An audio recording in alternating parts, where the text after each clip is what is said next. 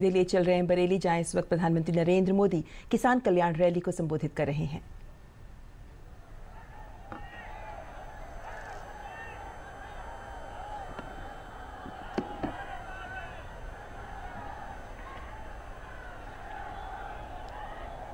मंच पर विराजमान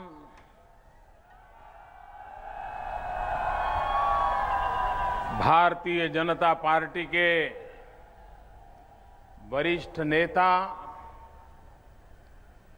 और देश के सफल गृह मंत्री, इसी धरती के संतान श्रीमान राजनाथ सिंह जी, भारतीय जनता पार्टी के राष्ट्रीय उपाध्यक्ष श्रीमान ओम जी माथुर, केंद्र में मंत्रिपरिषद के मेरे साथी कृषि मंत्री श्रीमान राधा मोहन सिंह, प्रदेश के अध्यक्ष डॉक्टर लक्ष्मीकांत वाजपेयी जी, यहीं के सांसद, केंद्र में मंत्रिपरिषद के मेरे साथी श्रीमान संतोष गंगवार जी, केंद्र में मंत्रिपरिषद के मेरे साथी श्रीमती मेनका गांधी जी, डॉक्टर संजीव कुमार बालियान जी, विधानमंडल दल के नेता श्रीमान सुरेश खन्ना जी, आंवला से विधायक और इस रैली के संयोजक श्रीमान धर्मपाल जी, किसान मोर्चा के भारतीय जनता पार्टी के राष्ट्रीय अध्यक्ष श्रीमान विजयपाल तोमर जी और विशाल संख्या में पधारे हुए मेरे प्यारे किसान भाइयों और बहनों,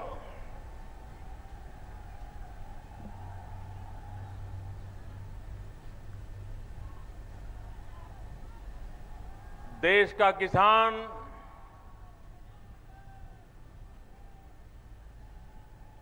एक प्रकार से श्रम का देवता है। देश का किसान जन जन का पोषक है। देश का किसान अन्नदाता है। ऐसे सभी किसानों को मैं आदरपूर्वक नमन करता हूं कि आप इतनी विशाल संख्या में आए, मुझे आशीर्वाद देने के लिए आए। मैं आपका बहुत बहुत आभार व्यक्त करता हूं।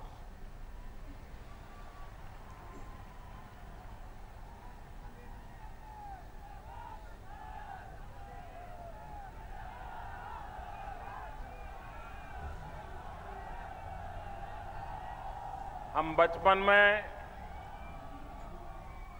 कभी बरेली तो नहीं आए थे, लेकिन सुनते जरूर थे कि कोई झुमका गिरा था।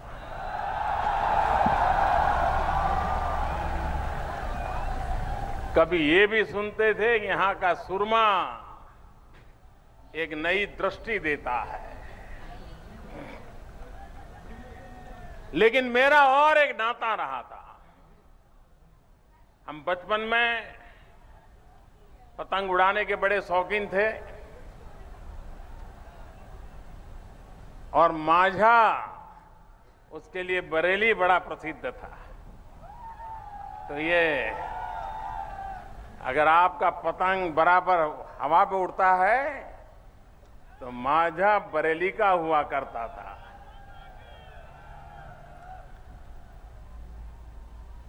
भाइयों बहनों,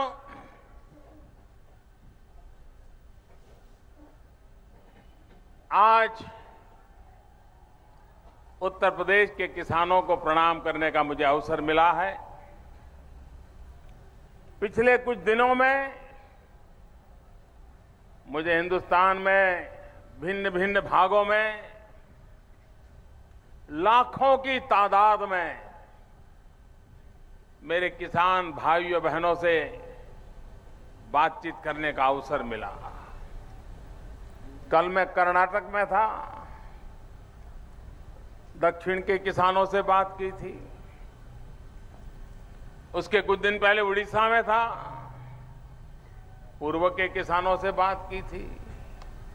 फिर मध्य प्रदेश गया था, मध्य भारत के किसानों से बात की थी।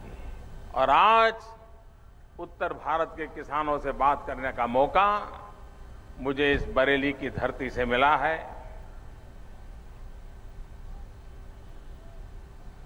कोई कल्पना कर सकता है कि दूर दूर तक चुनाव का नामो निशान न हो, उसके बावजूद भी इतना बड़ा जनसागर यहां मौजूद हो। जहां जहां मेरी नजर पहुंच रही है, किसान ही किसान नजर आ रहे हैं, किसान ही किसान नजर आ रहे हैं। और किसान ही तो मेरे देश की शान है।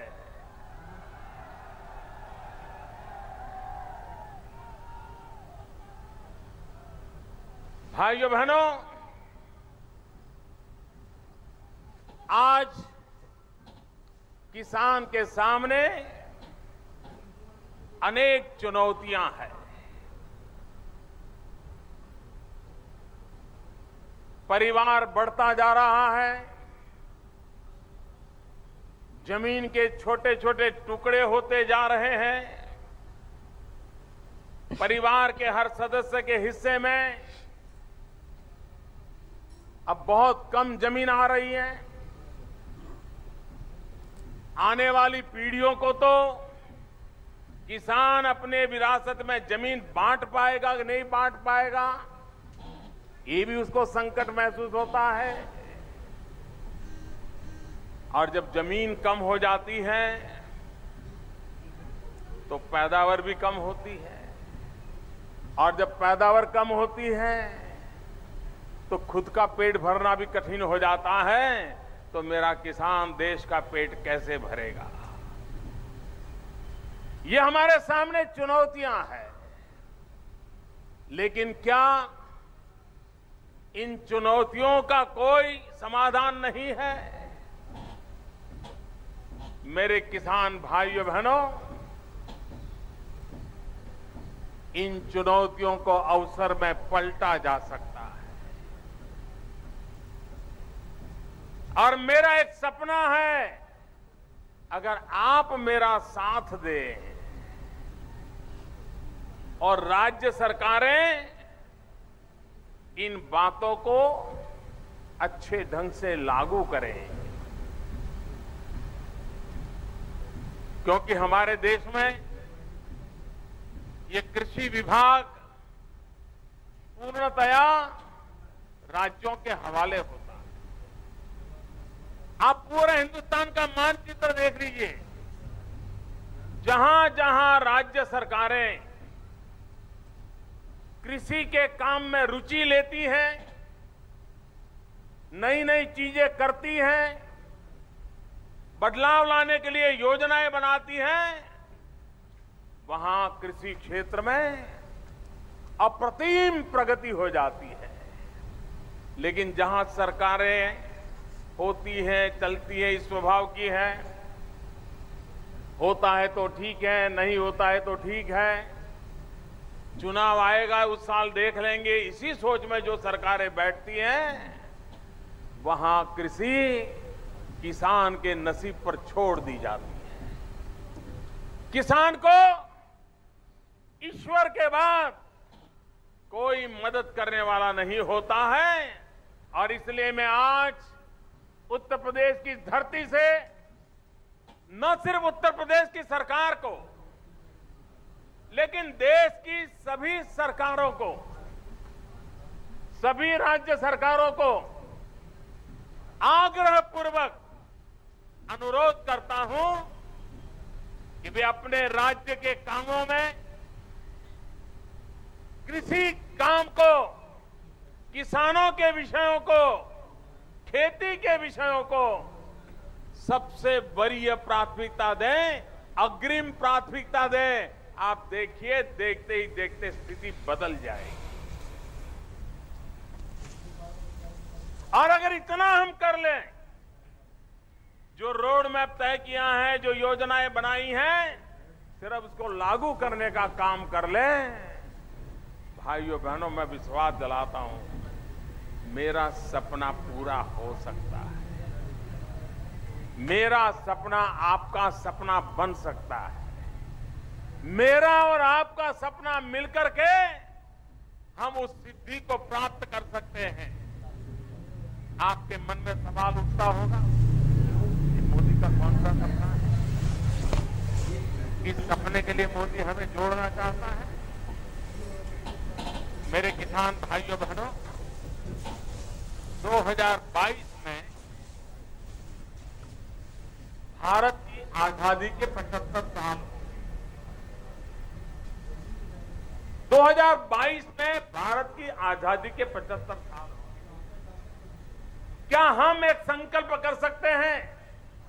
राज्य सरकारें संकल्प कर सकती हैं, मेरे किसान भाई बहन संकल्प कर सकते हैं कि 2022 जब आजादी के 75 साल होंगे, तब तक हम किसान की इनकम को दोगुना कर देंगे, उसकी आय दोगुना कर देंगे। क्या ये काम हम कर सकते हैं? भाइयों बहनों, हो सकता है। किसान की आय डबल हो सकती है, हो सकती है। किसान की आय डबल हो सकती है। 2022 में किसान की आय डबल करनी चाहिए कि नहीं करनी चाहिए? यहां तक पहुंचना चाहिए कि नहीं पहुंचना चाहिए? ये बहुत कठिन काम नहीं है।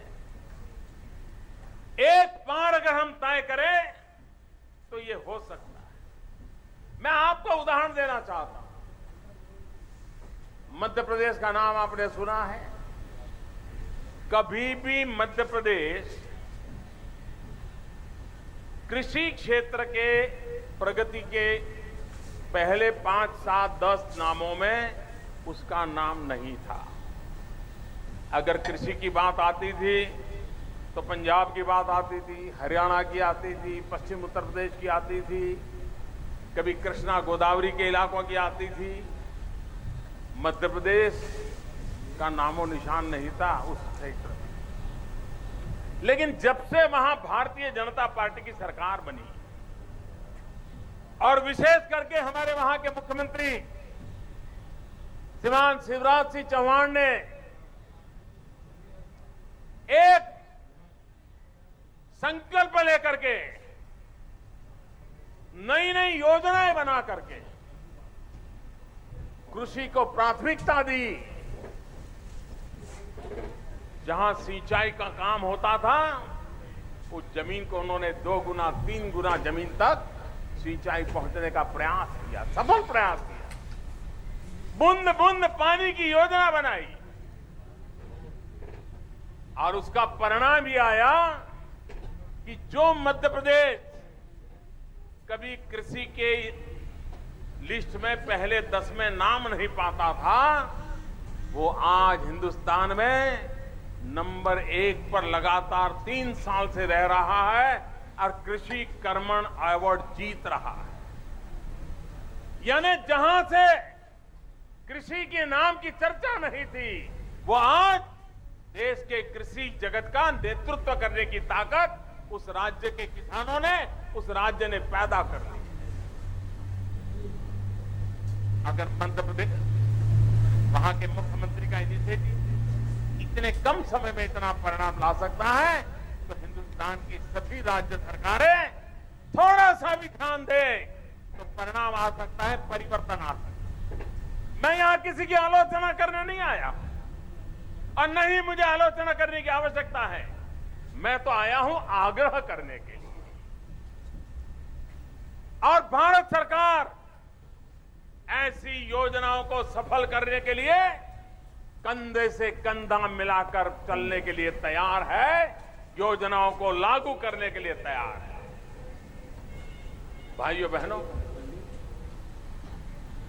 देश की आर्थिक विकास के लिए हमें 3 बातों पर बल देना बहुत आवश्यक है। एक पिलर का टेंट ये आज के जमाने में चल नहीं सकता है। हमने 3 पिलर पर हमारी विकास की आर्थिक संरचना करना जरूरी है। ये 3 हिस्से कौन से हैं? पूरी अर्थरचना में 1/3 हिस्सा एग्रीकल्चर का, कृषि का,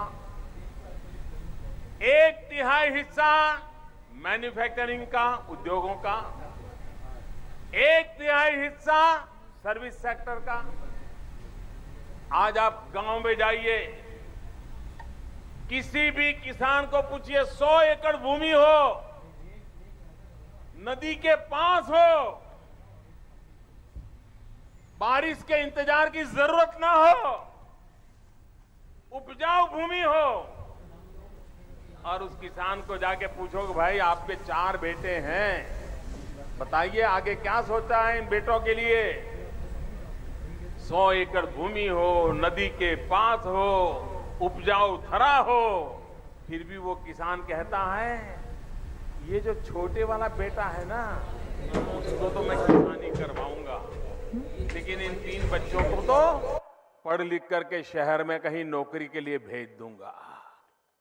किसी भी किसान को पूछिए, वो अपने 3 बेटे होंगे, 4 बेटे होंगे, अब एक बेटे को ही किसानी में रखना चाहता है, बाकी सब बेटों को किसानी से बाहर निकाल करके भले शिक्षक की नौकरी मिल जाए, भले ड्राइवर की नौकरी मिल जाए, भले कहीं पुलिस वाला बन जाए, कहीं शहर के कारखाने में नौकरी लग जाए, लेकिन किसान माँ बाप चाहता है कि अब बेटा घर से कहीं बाहर जाए।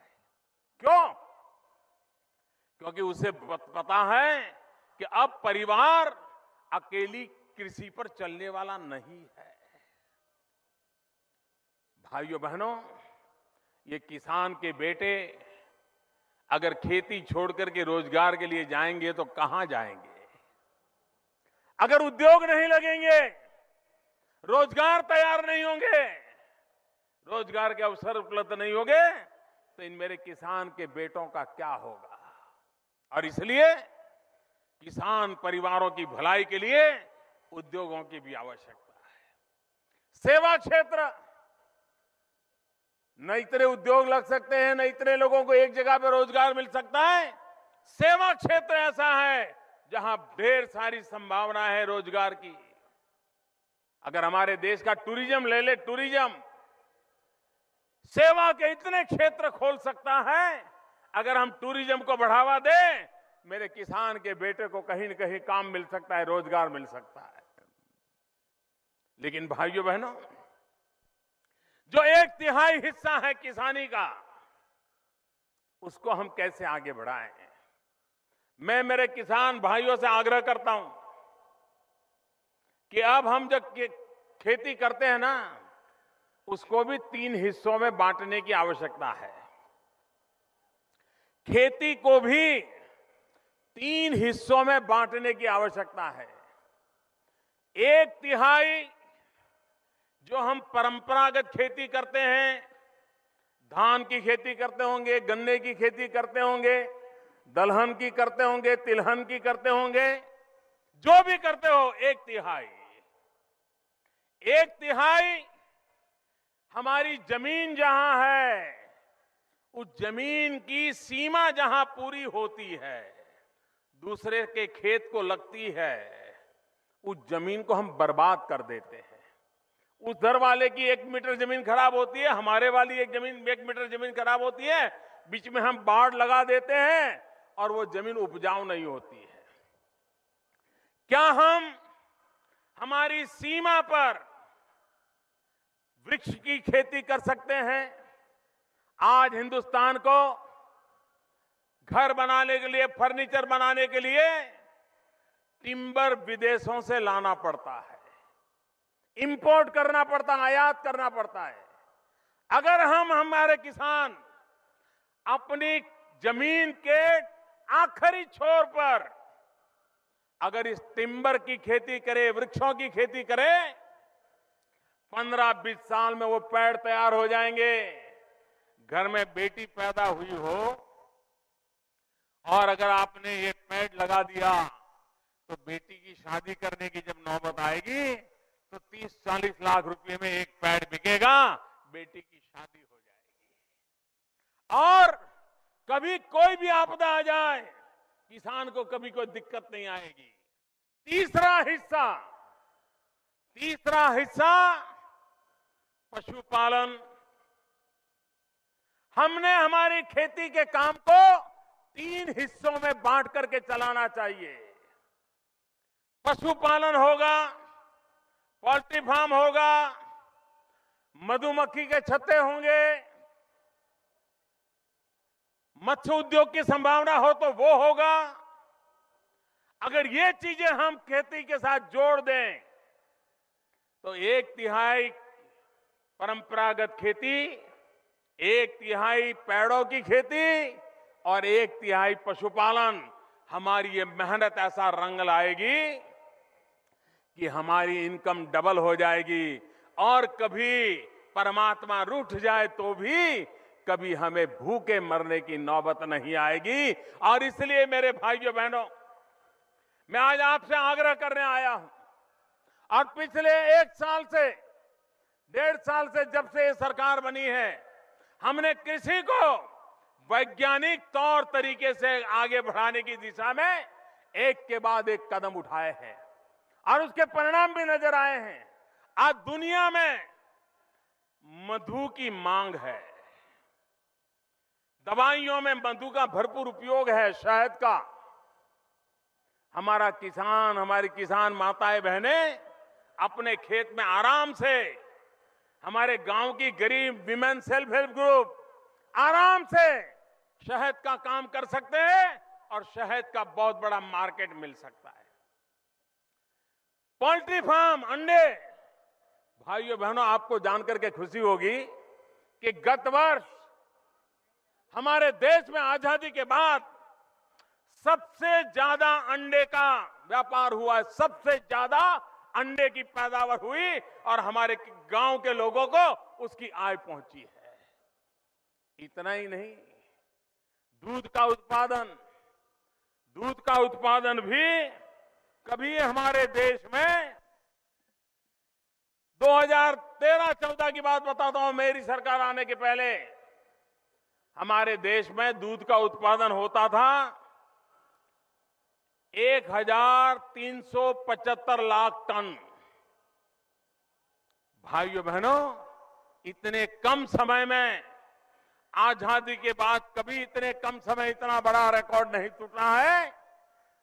भारत सरकार की पशुपालन के प्रोत्साहन के कारण इतने कम समय में इस वर्ष दूध का उत्पादन हुआ 1463 लाख टन, यानी पहले से इतनी ज्यादा वृद्धि हो गई, इतनी वृद्धि पहले कभी नहीं होती थी। ये पैसा किसके पास गया? मेरे किसान के पास गया, उसके घर में गया पैसा। भाइयों बहनों, हमारी कोशिश है कि हमारे देश में कृषि को भी मजबूती देने की जरूरत है। सिर्फ किसान के जेब में रुपये डालने से बात बनने वाली नहीं है। हमने किसान को ताकतवर बनाना पड़ेगा, हमें हमारी खेती को ताकतवर बनाना पड़ेगा। और किसान को क्या चाहिए? अगर किसान को पानी मिल जाए तो मिट्टी में से सोना पैदा करने की ताकत रखता है। मैं कभी कभी बुंदेलखंड की हालत देखता हूं, मुझे चिंता होती है। जिस बुंदेलखंड में 5-5 नदियां हो लेकिन पीने तक का पानी उपलब्ध न हो, तब मुझे शर्म आती है कि हमने देश कैसे चलाया है। पानी का प्रबंधन, इसकी तरफ हमने दुर्लक्ष्य किया है। इस सरकार ने वाटर मैनेजमेंट, पानी के प्रबंधन को प्राथमिकता दी है। अगर एक बार पानी का प्रबंधन हम ठीक से कर लें तो हमारे किसानों की आधे से ज्यादा समस्याएं अपने आप सुलझ जाएगी। आज उसकी मुसीबत का कारण वो परमात्मा पर निर्भर है। बारिश आई तो ठीक, बारिश नहीं आई तो मुसीबत। अगर उसको पानी पहुंचाने का प्रबंध हो तो उसी जमीन में से वो सोना पैदा कर सकता है और सुख चैन की जिंदगी जी सकता है। और इसलिए भाइयों बहनों, अटल जी का जो सपना था नदियों को जोड़ने का, उस पर हम बल देकर के आगे बढ़ रहे हैं। क्योंकि नदियां एक तरफ बाढ़ आती है तो फसल बर्बाद करती हैं, गांव के गांव बर्बाद कर देती हैं, जमीन को लेकर के चली जाती है। और दूसरी तरफ उस प्रदेश में नदियां हो, देश में नदियां हो, लेकिन दूसरा इलाका सूखा पड़ा हो।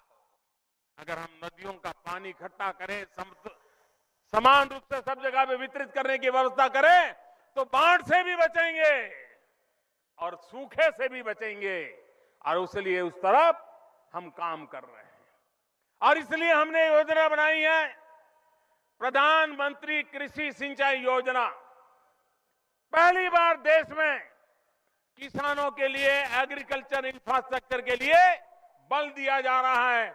50,000 करोड़ रुपयों की लागत से हिंदुस्तान में प्रधानमंत्री कृषि सिंचाई योजना लागू करने का एक बीड़ा उठाया है। हमारे देश में मनरेगा की बातें बहुत होती हैं।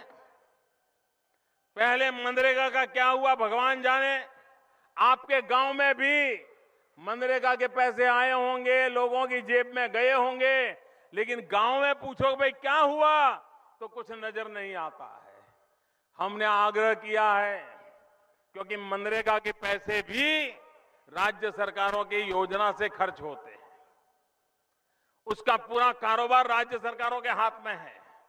हमने उनको समझाया है कि मनरेगा के पैसों से गांव-गांव पानी को प्राथमिकता दो, बूंद बूंद पानी को रोकने की व्यवस्था करो, तालाब गहरे करने की बात करो, नहरें हैं तो उसकी सफाई का काम करो। नहर के आखिरी छोर में जहां पानी पहुंचता नहीं है, उस किसान को पानी पहुंचाने के लिए ये मनरेगा के पैसों को लगाओ। कुछ राज्यों ने इस काम को करना शुरू किया है। मैं चाहूंगा कि और राज्य भी मनरेगा का एक एक पाई का उपयोग किसान की भलाई के लिए करें, खेती की भलाई के लिए, पानी की व्यवस्था के लिए करें, एक एक बूंद पानी को बचाने के लिए काम करें। आप देखिए, देखते ही देखते स्थिति बदल जाएगी। और हम भी संकल्प करें, गांव का पानी गांव में रहे, सीमा का पानी सीम में रहे। हमारे यहां का बारिश का पानी कहीं जाने नहीं देंगे। और कुछ नहीं है तो एक छोटा काम कर दीजिए मेरे नौजवानों। गांव में बारिश के समय पानी जहां बहता हो, वहां पर सीमेंट के खाली बोरे हो, फर्टिलाइजर के खाली बोरे हो, उसमें मिट्टी और पत्थर भर के लगा दो, एक छोटा सा डैम बन जाएगा। 3 दिन 4 दिन पानी रुक जाएगा, पानी जमीन में चला जाएगा, तो सभी कुओं में पानी ऊपर आना शुरू हो जाएगा। साल भर का आपका समस्या का समाधान हो जाएगा।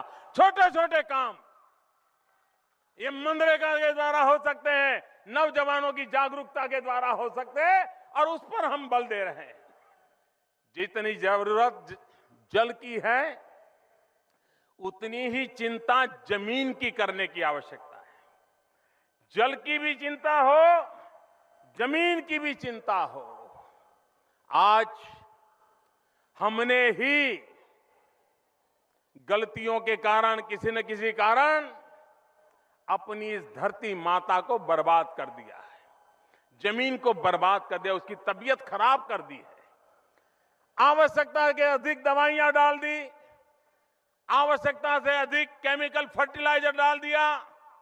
बगल वाले ने पीला पाउडर डाला तो मैंने भी डाल दिया, बगल वाला लाल डिब्बे वाली दवाई डाल रहा है तो मैंने भी डाल दी। बिना समझे अनाप शनाप रुपये भी खर्च किए, और ये धरती माता बेचारी चुपचाप सहन करती रही। वो बोलती नहीं थी, रोती भी नहीं थी, उसके चीखने की आवाज भी नहीं आती थी। लेकिन जब अन्न के भंडार खाली होने लगे तब पता चला कि हमने हमारी धरती मां पर कितना अत्याचार किया है। भाइयों बहनों, हम किसान के बेटे हैं, हमें धरती मां पर अत्याचार करने का कोई हक नहीं बनता है। ये केमिकल फर्टिलाइजर, ये अनाप शनाप दवाइयां, ये हमारी धरती मां की तबीयत खराब कर रही है। अरे हमारा कोई रिश्तेदार भी ज्यादा दवाई लेता है तो हम कहते हैं अरे भाई इतनी दवाई क्यों खाते हो, ये दवाई तुम्हें बीमार कर देगी। अरे घर में छोटा बच्चा बीमार हो तो घर के सब कहते हैं भाई ठहरो, इतनी दवाइयां मत दो, कोई और रास्ता खोजो, बच्चे को कहीं दवाई के कारण मौत ना आ जाए। भाइयों बहनों, जैसा घर में बच्चे का हाल है, जैसे मनुष्य शरीर का हाल है, वैसा ही ये भारत माता, ये धरती माता का भी हाल है।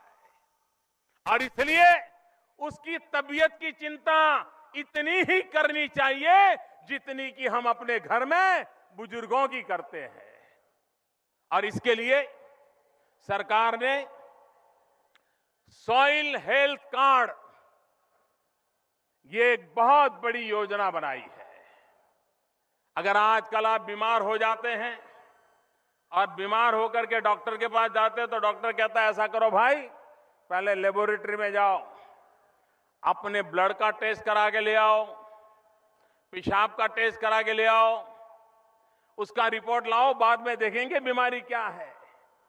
भाइयों बहनों, शरीर की बीमारी का भी पता चलता है जब लेबोरेटरी में हम टेस्ट करवाते हैं। जमीन की बीमारी का भी पता चलता है जब हम जमीन का लेबोरेटरी में टेस्ट करवाएं, मिट्टी का लेबोरेटरी में टेस्ट करवाएं और हम हेल्थ कार्ड लें। मैं आप सबसे आग्रह करता हूं कि हम हेल्थ कार्ड लेकर के अपनी जमीन की तबीयत की चिंता करें और जो बात उसमें कही हो वो करें। अगर लेबोरेटरी वाला कहता है कि आपको डायबिटीज है तो हम अपने खाने की आदत बदल देते हैं, मीठा खाना बंद करते हैं, चलना शुरू करते हैं। उसी प्रकार से कोई कहे कि आपकी जमीन में ये बीमारी है तो ये मत खिलाओ, ये मत डालो। भाइयों बहनों, ये सॉइल हेल्थ कार्ड हम आज हिंदुस्तान के एक एक किसान को पहुंचाना चाहते हैं।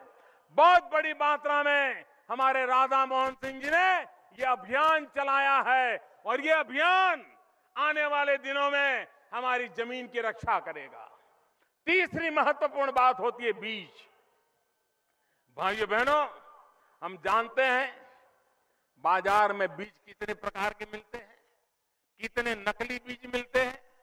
किसान बेचारा बोता है, बड़ी आशा के साथ बोता है और सीजन पूरी होती है तो देखता है कुछ नहीं निकला, बर्बाद हो जाता है।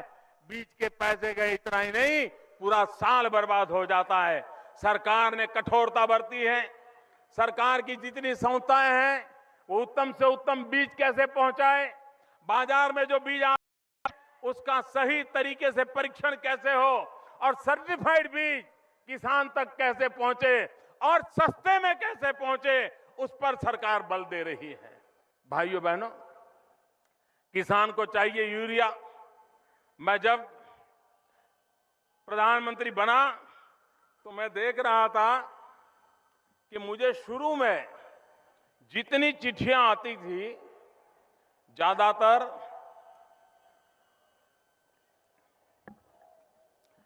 मुख्यमंत्रियों की चिट्ठियां आती थी। और किस बात के लिए चिट्ठियां आती थी? हर मुख्यमंत्री हमारे यूरिया की जरूरत है, भारत सरकार यूरिया दे, भारत सरकार यूरिया दे, यही बातें होती थी। भाइयों बहनों, यही काम चल रहा था। मैं आज बड़े गर्व के साथ कहता हूं कि इस बार एक भी मुख्यमंत्री ने फर्टिलाइजर के लिए, यूरिया के लिए भारत सरकार को चिट्ठी लिखने की नौबत नहीं आई है। एक भी नौबत नहीं आई है। भाइयों बहनों, इतना ही नहीं, मुझे खास करके हमारे कई एमपी मिलते हैं उत्तर प्रदेश के और राज्यों के। वो कहते हैं साहब, पहले तो हमारे यहां यूरिया लेने के लिए खेत छोड़ करके कतार में खड़ा रहना पड़ता था। और कभी कभी तो इतनी भीड़ भाड़ हो जाती थी, यूरिया आता नहीं था तो हमारे यहां पुलिस आकर के लाठीचार्ज चलाती थी। भाइयों बहनों, आप सब साक्षी हैं, पिछली बार कहीं पर भी यूरिया को लेकर के लाठीचार्ज नहीं हुआ है, किसानों को कतार में नहीं खड़ा रहना पड़ा है, कहीं यूरिया की काले बाजारी नहीं होने दी। पहले क्या होता था, यूरिया आता था और यूरिया केमिकल के कारखानों में चला जाता था। सस्ते में यूरिया आता था, उन सस्तों में से आते हुए यूरिया का उपयोग इस काम के लिए होता था। भाइयों बहनों, इस सरकार ने एक बहुत बड़ा कदम उठाया, यूरिया का नीम कोटिंग करने का काम उठाया। यूरिया का नीम कोटिंग, और उसके कारण किसानों को बहुत बड़ा फायदा होगा। यूरिया का नीम कोटिंग करने में सरकारी खजाने से पैसा जा रहा है, लेकिन उसके कारण अगर आप अपने खेत में 10 किलो यूरिया उपयोग करते हो, अगर नीम कोटिंग वाला यूरिया है तो 7 किलो से वो काम चल जाता है।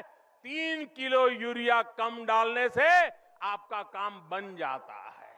20 किलो डालते हैं तो 14 किलो डालने की जरूरत है, 30 किलो डालते हैं तो 21 किलो से काम चल जाएगा। और इसलिए भाइयों बहनों, देश की सरकार ने नीम कोटिंग का बड़ा काम किया, 100% नीम कोटिंग किया। नीम कोटिंग के कारण 2 और फायदे हुए। गांव की गरीब महिलाओं को नीम की जो फली है वो इकट्ठी करने का रोजगार मिल गया, उसका बाजार बढ़ गया, उसका बाजार में बिक्री होने लग गई, गरीब माताएं बहनें कमाना शुरू कर दिया। उसी प्रकार से तीसरा एक काम हुआ, वो तीसरा एक काम हुआ कि जो केमिकल के लिए फर्टिलाइजर चला जाता था वो बंद हो गया, और उसका परिणाम ये आया कि आज यूरिया की काले बाजारी बंद हो गई। भाइयों बहनों, एक के बाद एक कदम हम उठाते चले जा रहे हैं। अब किसान फसल पैदा करता है, पानी मिले, जमीन अच्छी हो, बीज अच्छा मिले, खाद अच्छा मिल जाए, फसल पैदा हो। लेकिन अगर बारिश आ गई, ओले गिर गए तो किसान का क्या होगा? वो तो तबाह हो जाएगा। और इसलिए किसान को एक सुरक्षा कवच चाहिए, किसान को एक रक्षा कवच चाहिए, और उस रक्षा कवच के लिए हमने प्रधानमंत्री फसल बीमा योजना लागू की। ये प्रधानमंत्री फसल बीमा योजना किसान को एक सुरक्षा कवच दे रहा है, और ये पहले की फसल बीमा योजना से आज तक की किसी भी योजना से ये उत्तम से उत्तम योजना हमने बनाई है। भाइयों बहनों, मैं आग्रह से कहना चाहूंगा, मैं किसान भाइयों, प्रधानमंत्री फसल बीमा योजना का लाभ हमारे सभी किसान ले, ये मैं आग्रह कर रहा हूं। आज इतनी फसल बीमा योजनाएं आई, अगर गांव में 100 किसान है तो 20 से ज्यादा फसल बीमा योजना नहीं लेते हैं। भाइयों बहनों, हमने 100 में से कोशिश करनी चाहिए कम से कम 50 किसान फसल बीमा लें, ये कर सकते हैं।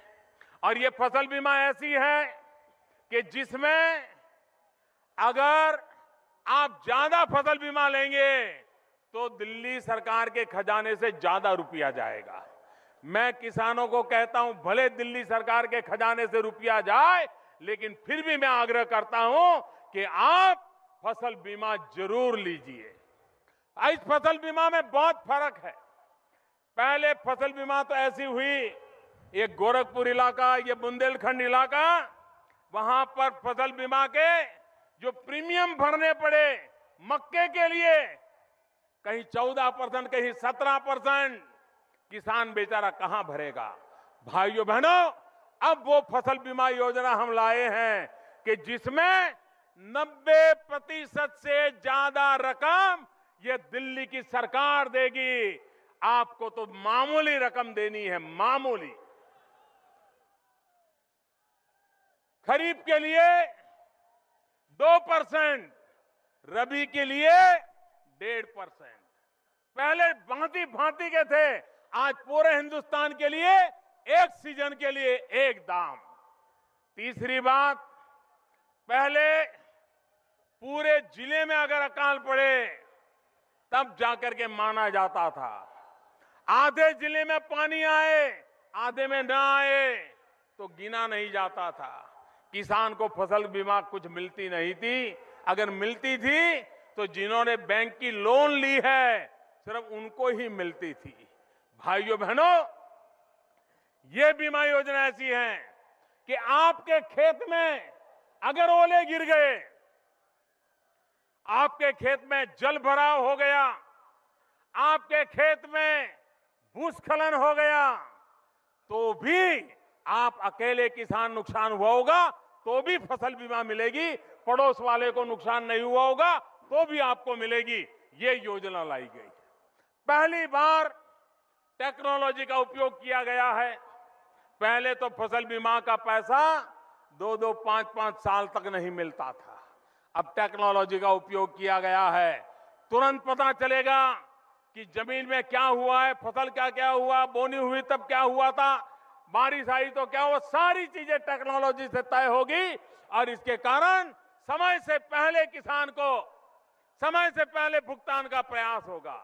एक और महत्वपूर्ण बात की है, कभी किसान वर्षा का इंतजार करता है, बारिश के इंतजार में सोचता है जून महीने में बारिश आएगी, बेचारा सब रेडी रखता है, खेत भी तैयार रखता है, लेकिन जून में बारिश नहीं आई, उसने कुछ बोया नहीं। जुलाई में बारिश नहीं आई, नहीं बोया। अगस्त में बारिश नहीं आई, नहीं बोया। अब उसका बेचारा क्या होगा? जिसको बोने का अवसर ही नहीं मिला है उसको तो फसल बीमा मिलता ही नहीं है।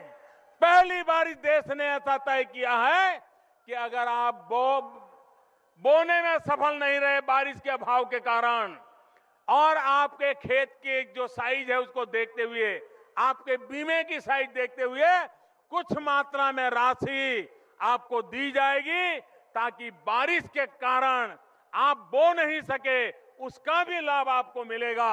ये काम किया गया है। इतना ही नहीं मेरे किसान भाइयों बहनों, पहले हमारी फसल पैदा होती थी, खेत में फसल खड़ी है, तब तक तो बीमा वाले बात करने को तैयार थे, लेकिन अगर फसल हमने काट ली, हमने धान का ढेर कर दिया खेत में और अचानक बारिश आ गई, सारा काम पूरा हो गया, सिर्फ बाजार जाने के लिए ट्रैक्टर का इंतजार कर रहे थे और अचानक बारिश आ गई, सारी पकी पकाई खेती बर्बाद हो गई, तो बीमा वाला देखता नहीं था।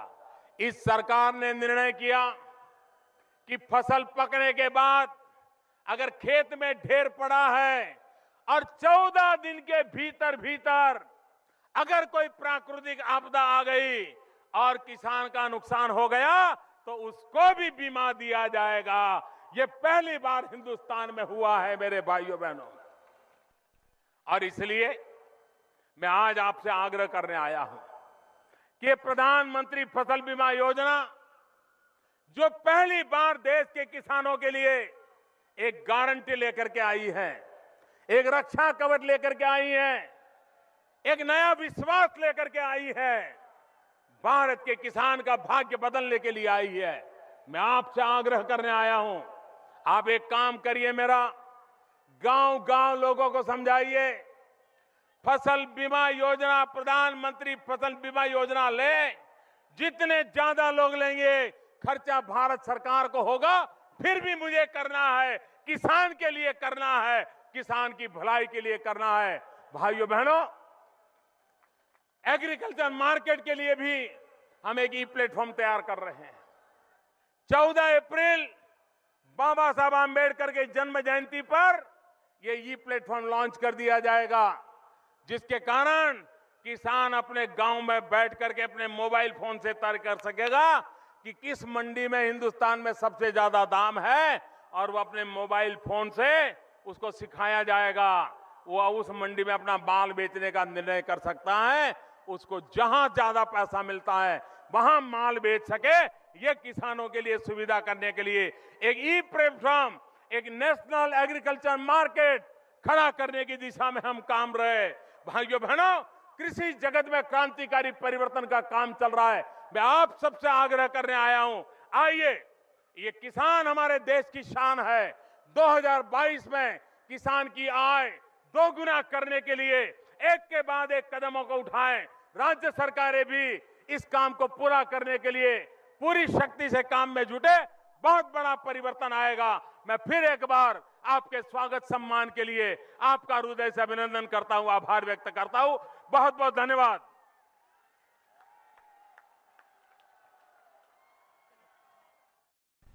तो आप देख रहे थे बरेली से सीधा प्रसारण, जहां प्रधानमंत्री नरेंद्र मोदी किसान कल्याण रैली को संबोधित कर रहे थे। अपने दर्शकों को हम संक्षेप में बता दें कि प्रधानमंत्री ने अपने संबोधन में कौन सी अहम बातों को सामने रखा। प्रधानमंत्री ने स्पष्ट तौर पर कहा कि कृषि के सामने जो तमाम चुनौतियां आ रही हैं उन्हें अवसर में बदला जा सकता है, लेकिन इसके लिए प्रधानमंत्री ने राज्य सरकारों का सहयोग मांगा। साथ ही प्रधानमंत्री ने बोला है कि आजादी के 75 साल पूरे होंगे 2022 में, और उस वक्त 75वीं सालगिरह के मौके पर प्रधानमंत्री ने एक लक्ष्य रखा देश के सामने कि हमें अपने देश के किसानों की आय को दोगुना करना चाहिए। और इसके लिए प्रधानमंत्री ने एक स्पष्ट सोच भी सामने रखी कि अगर हम किसानी को 3 हिस्सों में बांट दें, यानी 1/3 हिस्सा अगर हम पारंपरिक खेती का रखें, 1/3 हिस्सा अगर हम रखें पशुपालन का, और 1/3 हिस्सा अगर हम वृक्षारोपण के जरिए आमदनी का रखें, तो फिर किसानों की आय को 2022 तक दोगुना किया जा सकता है।